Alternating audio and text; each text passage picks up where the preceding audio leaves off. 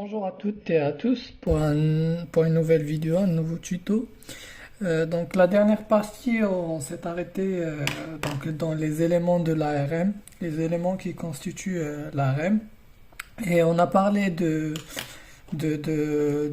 premier élément qui est l'élément source. Ensuite, donc j'ai un peu détaillé l'élément source. Il existe plusieurs, comme j'ai expliqué lors de la dernière vidéo.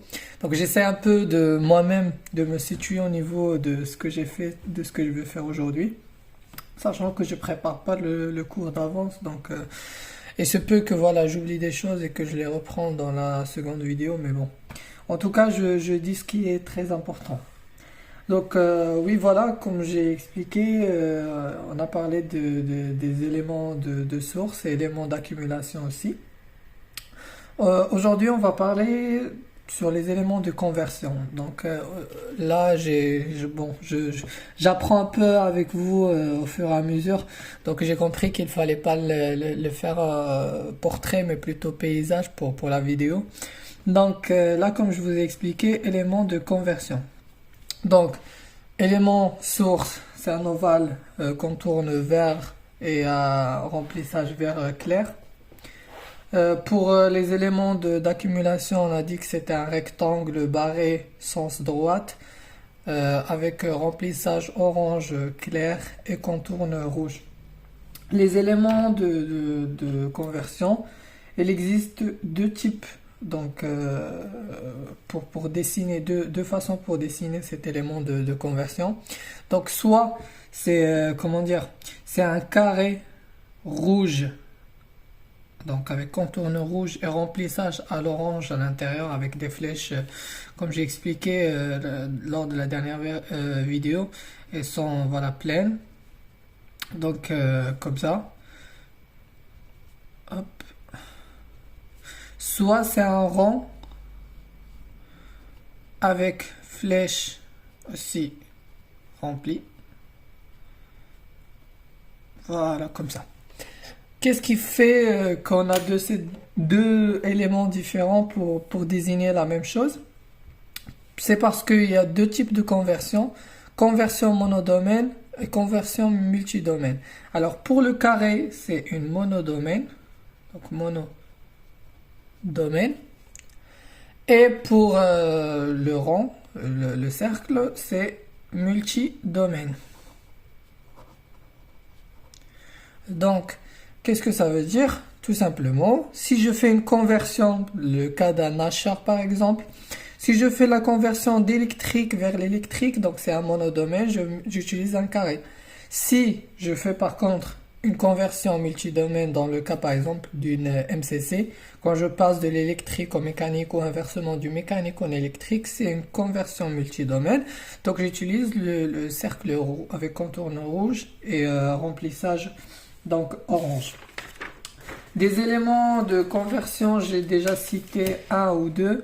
Donc on peut dire que voilà le lâcheur qui se modélise de cette façon-là.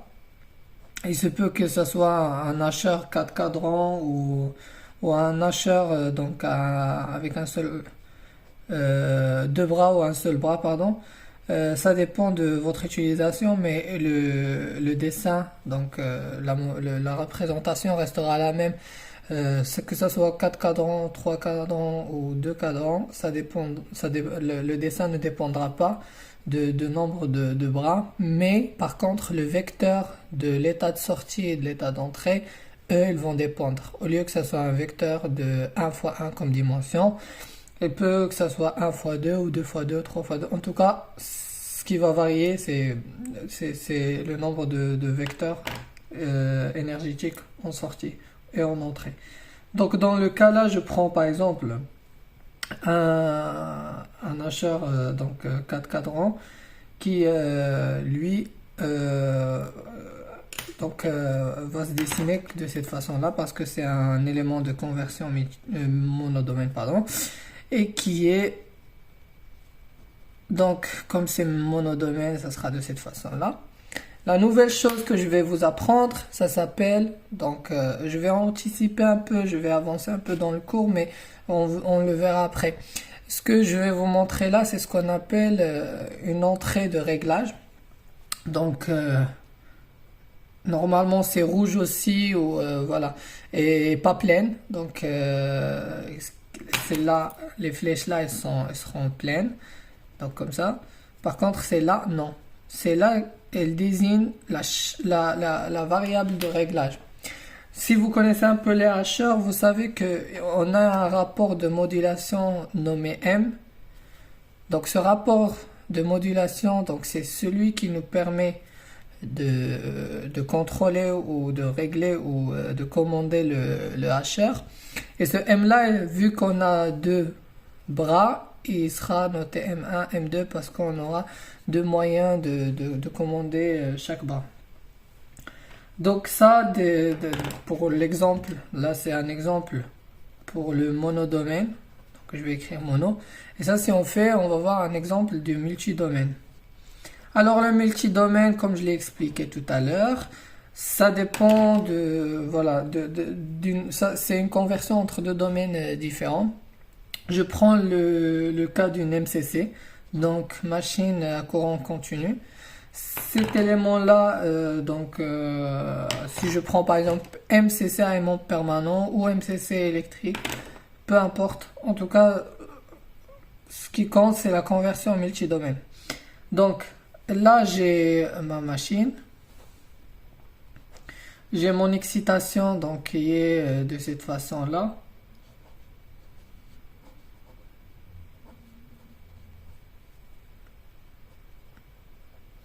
Donc, elle, c'est une conversion multidomaine. Donc, soit, par exemple, je la prends de ce sens-là, elle prend de la tension ou du courant. On alimente, par exemple, en courant. Quand on alimente la machine, elle va nous donner en sortie un couple. Et inversement, si je passe dans l'autre sens, j'ai par exemple, une vitesse qui va me donner une tension. Ça, c'est quand elle est génératrice. Donc, je peux la dessiner de cette façon-là. Vu que c'est un multidomaine, donc c'est un rond. Donc ça, c'est des flèches pleines. Donc je vais éviter de commencer à chaque fois de les remplir. Mais bon, il faut se rappeler. Donc j'ai mon courant en entrée qui me donne mon couple. Et j'ai ma vitesse qui donne la force électromotrice. Ça, c'est des équations que je vais vous montrer lors des TD. En tout cas, juste comprenez le principe un peu de multidomaine, monodomaine, conversion, éléments d'accumulation et des choses de cette à ce que quand on arrivera au TD, vous allez comprendre quand je parlerai de notions, par exemple, de systémique, je parle de éléments de conversion, voilà pourquoi j'utilise ça et je n'utilise pas ça. Ça, vous allez vous serez habitué normalement d'ici la fin des parties de la vidéo. Et il y a d'autres éléments de conversion monodomaine en multidomaine, donc à titre exemple, l'onduleur qui est aussi un convertisseur qui fait passer du DC en AC. Donc ça c'est pour la partie de conversion. On a donc un élément de couplage que là je vais pas en parler tout de suite parce que c'est un élément qui est un peu avancé dans la REM. Pourquoi on utilise un couplage, pourquoi c'est des choses qui ne sont pas basiques. Là pour le moment je vais commencer avec du basique, donc je vais le sauter et je vais passer donc à d'autres choses si vous voulez, et après on va revenir lors des TD avancés sur l'ARM. On va au fur et à mesure donc faire des éléments par exemple pour déterminer un conflit d'association, donc une concaténation, des choses comme ça, donc qui seront après, donc dans la partie qui est avancée. Donc ce que je pourrais faire par contre là tout de suite, on va prendre un exemple donc d'un système très très simple. qui va donc nous permettre de concrétiser un peu ce que je disais dans le cours. Donc là, je vais prendre un exemple très simple, un exemple général. Donc là, j'ai ma batterie avec une tension U et un courant I. Cette batterie-là, donc, elle passe par un hacheur. Ensuite, comment dire, j'ai une bobine pour filtrer. J'ai un condensateur qui est un bus d'essai ou juste un simple condensateur. Ensuite, donc, j'ai ma machine, donc synchrone, MCC. J'ai ensuite donc un arbre moteur ou comment dire un réducteur. Ensuite juste après. Donc j'ai mon réducteur qui est de cette façon-là. Et j'ai mon environnement qui est normalement les roues et tout ce qui est après. Cela m'importe pas, pour le moment n'est pas important. Donc on va commencer tout doucement. Ça c'est mon entrée. Donc je fournis de la tension pour ensuite fournir à la fin l'environnement une certaine vitesse ou un certain couple. Pour le moment je ne sais pas qu'est-ce qui va se passer après, mais je vais modéliser partie par partie. Donc la première partie c'est celle-là. Donc c'est là où tout commence. Ensuite, il y a la deuxième partie qui est juste là. Troisième partie, donc je prends élément par élément, tout simplement. Donc j'ai mon arbre qui est là. J'ai mon réducteur qui est là. Et je vais commencer. Donc, première chose, ce qui est très important quand vous faites de la représentation énergétique macroscopique, c'est d'écrire d'abord les équations, dessiner les modèles, représenter plutôt les modèles et ensuite réunir tout. Ne vous précipitez pas à faire la REM automatiquement parce que vous allez vous perdre. Et il y a des questions, quand ça sera en examen, et des questions qui seront un peu détaillées et que vous pouvez répondre directement en faisant ce que je vais faire là tout de suite. Donc par expérience, c'est ce que je faisais, ce que je fais encore pour bien représenter mon système à la fin. Donc l'élément source, donc c'est une batterie, déjà je le sais. Alors, je me réfère à ce que je connais sur le cours, donc j'ai dit élément source, donc c'est un ovale, vert foncé, à l'intérieur remplissage vert clair. J'ai mes flèches donc qui sont remplies. Alors je vais me demander la batterie me donne quoi en équation. Donc la batterie en sortie normalement il donne une tension, il prend un courant. D'où je le sais, bon, il y a une équation en fait la tension c'est en fonction du courant et le courant il est en fonction du socle. L'état de charge, ça on le verra après. Je vais pas vous détailler plus l'équation parce que vous allez avoir peur dès le départ et c'est pas l'objectif du cours. L'objectif c'est de simplifier d'abord, que vous preniez les notions de base et à la fin on commence à attaquer un peu ce qui est dur et que voilà, qui n'est jamais dur, rien n'est jamais dur, c'est juste que voilà, il vous faut des prérequis avant d'apprendre comment dire, ce qui est difficile. Donc là, première chose, donc j'ai fait l'élément source, donc la partie là. Ensuite, je passe à mon hacheur. J'ai pas trop de couleurs, donc voilà, je vais essayer de changer. Donc le hacheur, alors c'est quoi? C'est un élément de conversion monodomaine parce qu'on passe toujours de l'électrique en électrique. Donc j'ai dit que c'est un carré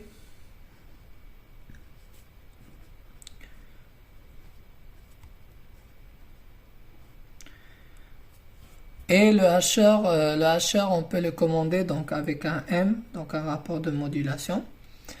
Alors, comment je vais remplir mes flèches? Donc, je sais que le système, il est lié. Donc, le système là, il est lié. Ce qui est la sortie de l'élément de batterie sera l'entrée du hasher. Ce qui est la sortie du hasher sera l'entrée de la batterie. Donc déjà, j'ai déjà nommé ma sortie de la batterie U et mon courant I. Donc automatiquement, si je veux coller ces deux éléments-là, il faut que ici, que ça soit U, pardon, et ici, que ça soit I. Alors là, je vais la noter UBAT et IBAT pour mieux voir. Oups. Oui, il y a un peu d'encre qui part dans tous les sens, mais bon, c'est pas grave. Donc là, j'ai ma tension IBAT, une entrée, et la sortie de mon hasher, je vais l'appeler IBAT. Donc l'équation qui réunit ces deux-là, j'ai une tension que je ne sais pas, que je vais nommer moi-même comme je veux, et vu que c'est en sortie du hasher, donc je vais la noter UH. Donc c'est quoi UH qui sera là? C'est tout simplement le rapport de modulation fois ma tension en entrée. Donc c'est M fois UBAT. Très bien. Jusque là, je crois que j'explique le plus simple du simple, quoi. Donc là, j'ai mon IBAT en sortie. Donc c'est toujours la sortie en fonction de l'entrée. Donc sortie, c'est M fois mon entrée qui est I, que je ne sais pas. Donc M fois I. Que je connais pas encore, c'est le système qui est après qui va me l'imposer. Ou je peux la nommer par exemple IS pour e-system, donc en attendant, mais bon, moi je préfère ne pas la nommer jusqu'à ce que je regarde le système après. Donc le système d'après, j'ai une bobine, donc très bien. Alors j'ai une bobine. Bobine, par rappel, c'est un élément d'accumulation, donc rectangle rouge, contourne rouge et remplissage orange. Donc il n'y a pas, pour la bobine, on ne peut pas la contrôler, donc il n'y a pas d'élément de référence. L'équation de la bobine, c'est une variation de tension égale donc l'inductance fois LDI sur dt plus R fois I. Petit rappel du cours, donc quand je vois une dérivée, la variable qui est dans la dérivée, c'est la variable énergétique, c'est la variable d'état et c'est aussi la sortie de mon élément. Donc automatiquement, je regarde, c'est le courant. Donc le courant, automatiquement, j'écris les deux sorties ici. Très bien. Alors moi, je vais le nommer bobine parce qu'il est lié à la bobine. Donc je reviens à mon système d'avant, donc c'est mon IBOB qui est le même ici, et là la sortie du hasher, donc c'est UH, donc il est imposé automatiquement à ma bobine, et là je mets un U que je ne sais pas, il correspond à quoi, je ne le sais pas encore, donc U je le laisse comme ça. Système suivant, donc j'ai modélisé ma bobine, je modélise mon condensateur, donc mon condensateur. Très bien. Donc le condensateur, c'est aussi un élément d'accumulation. Donc c'est un rectangle rouge avec flèche remplie, sans élément, sans par exemple, sans variable de contrôle, sans variable de référence. L'équation du condensateur, c'est une variation du courant qui nous donne C du sur dt plus UC sur R. Alors, une dérivée, ce qui est à l'intérieur de la dérivée, c'est notre variable énergétique et c'est la sortie. Donc, automatiquement, je viens ici et j'écris UC dans les sorties. Très bien. Donc, UC, je sais que là, ça sera UC. Très bien. Et là, vu que c'est IBAT qui me l'impose, donc certainement, j'ai mon IBAT ici.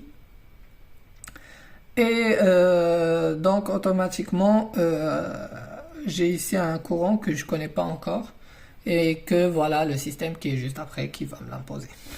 Donc là, c'est des choses qui se répètent, il faut juste savoir dessiner, comme par exemple moi j'ai oublié le trait qu'il faut pas oublier, c'est certainement.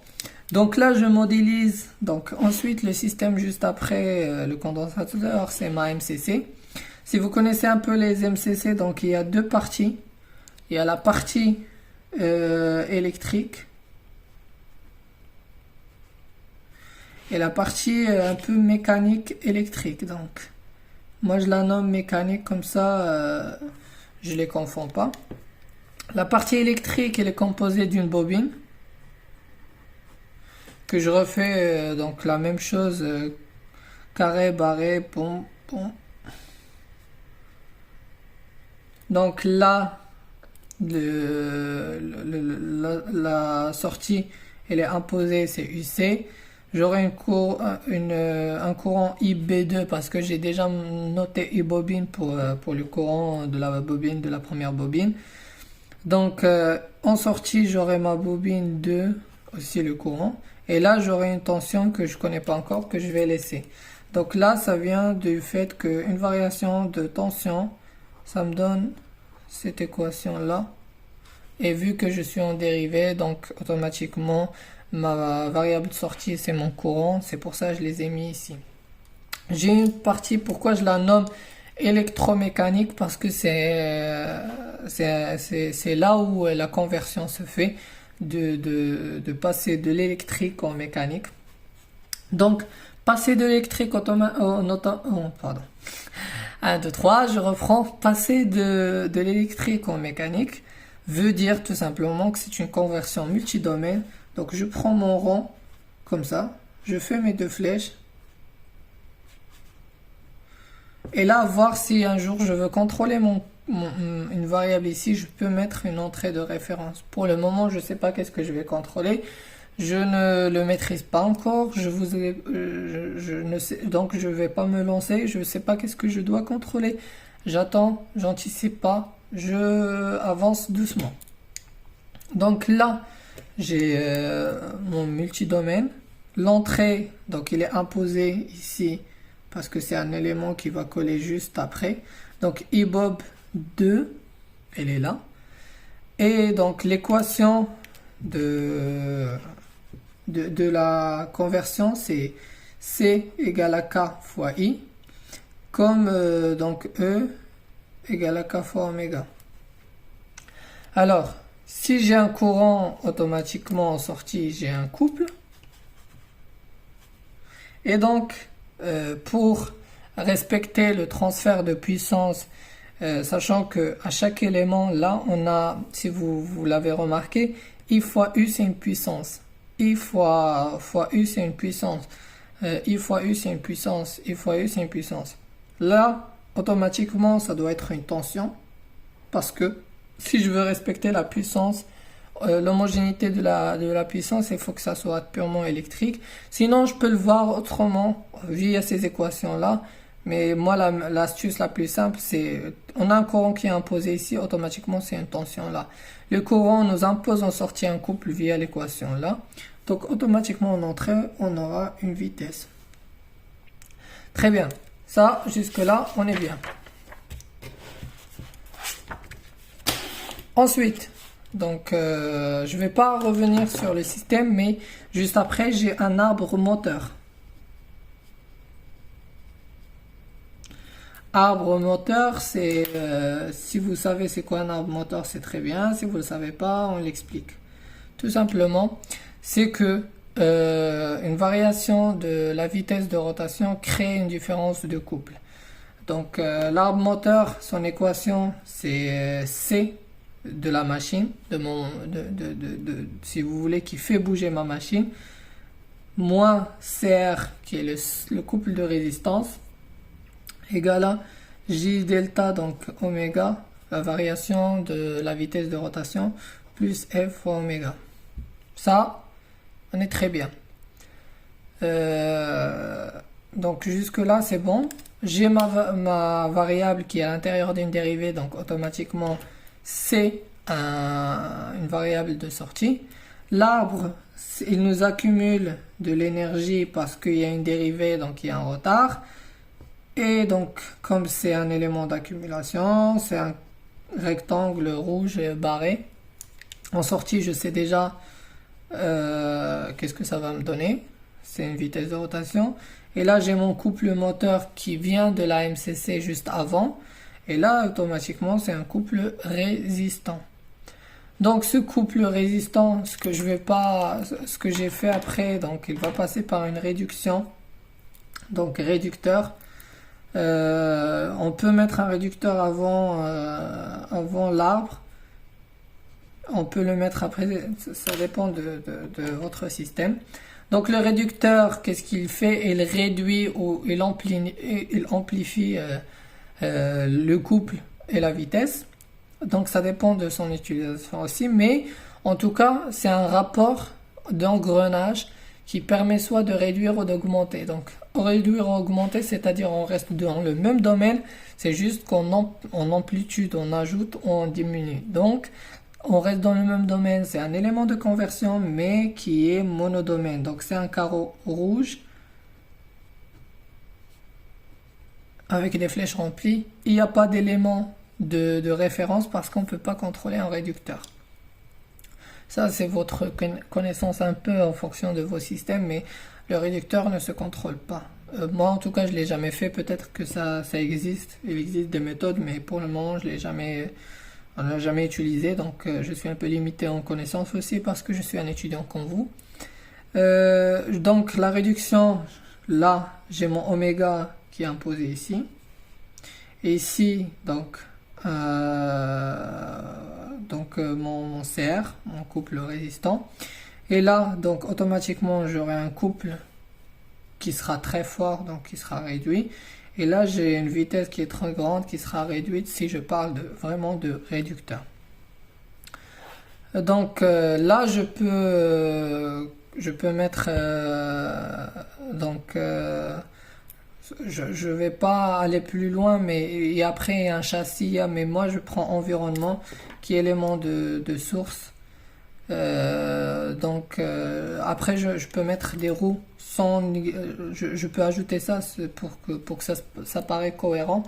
En tout cas, la roue, qu'est-ce qu'il fait? Donc, il ne transforme la vitesse de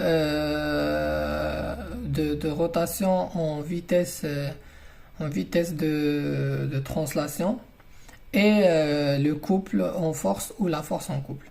Donc là, je néglige le châssis. Je ne prends pas en considération le châssis, ça veut dire la vitesse du véhicule. Je prends automatiquement que l'environnement directement. Je néglige le châssis. Donc là, pour ne pas avoir un conflit d'association qu'on va revoir après quand vous allez avancer dans votre cours. Donc là, j'ai mes roues. La roue, donc il fait rien. Il convertit le couple en force, mais ça reste dans les mêmes grandeurs. Il n'y a pas de conversion multidomaine, c'est une conversion monodomaine. Donc mon carré avec mes flèches. Bon, je dessine mal, je le sais, mais bon. Jusque là, ça va. Donc là, j'ai ma vitesse. Là, c'est ma vitesse réduite. Donc raid du réducteur. Et ça, c'est mon couple. Je vais l'appeler CA. Donc là, j'ai mon CA qui est ici. Hop. Et donc, la vitesse, en fonction de l'équation qui dit que donc V égale à R fois oméga. Et F qui est égal à en sortie. J'aurai donc là, ça sera inversé parce que j'ai V égale à R fois oméga. Et ici, j'ai ma force, donc qui est égale à R fois le couple. Ou le couple, divisé par le rayon. Ok, là c'est bon. Et là, normalement, radian par seconde. Et là, c'est aussi divisé par R, pardon. Donc, c'est bon, jusque là, j'arrive à mon environnement. Donc, environnement, en V, c'est l'élément final. Normalement, il y a un châssis après qu'il faut modéliser. Il y a un conflit d'association qu'il faut régler. Mais bon, c'est pas l'objectif. Donc l'environnement, il va prendre la dernière variable, il va nous donner la force, qui est la force de résistance. Donc jusque là, c'est la plus grande partie. Donc on a atteint la première grande partie. Ensuite, il faut que j'associe mon système. Alors, je vais le faire vite fait, mais vous prenez votre temps avant de le faire. D'ailleurs, je vous invite à refaire cet exercice-là et de le regarder au fur et à mesure. Donc, et voir qu'est-ce que vous avez compris, qu'est-ce que vous n'avez pas compris. Et vous pouvez me laisser des commentaires parce que je répondrai certainement. Et d'ailleurs, donc, vous pouvez trouver mon LinkedIn, je vais l'écrire ici. Donc, si je réponds pas, vous pouvez m'envoyer des messages. Donc, c'est un SA. Vous pouvez m'envoyer des messages sur LinkedIn. Et je répondrai certainement. Après, il se peut que je regarde pas les notifs de YouTube, mais normalement, je suis toujours connecté. Donc, je vais mettre le système, je vais le mettre direct parce que je me rappelle. Donc, j'ai un élément source qui est, je peux le noter aussi, batterie directement. Donc, j'ai la tension de la batterie qui sort. Très bien. Ensuite, j'ai un hacheur juste après. Donc, UH. Une entrée, je sais que c'est la bobine qui vient juste après du hacheur. Donc, j'ai ma bobine. Et j'ai un U qui vient du bus DC ou du condensateur qui est juste après. Et j'ai la deuxième bobine liée à la MCC, donc qui est U bobine 2. Et j'ai ma force électromotrice qui vient de l'élément de conversion multidomaine, donc juste là, qui va me donner mon couple, il va prendre la vitesse. Et là, j'ai mon arbre moteur, donc ici.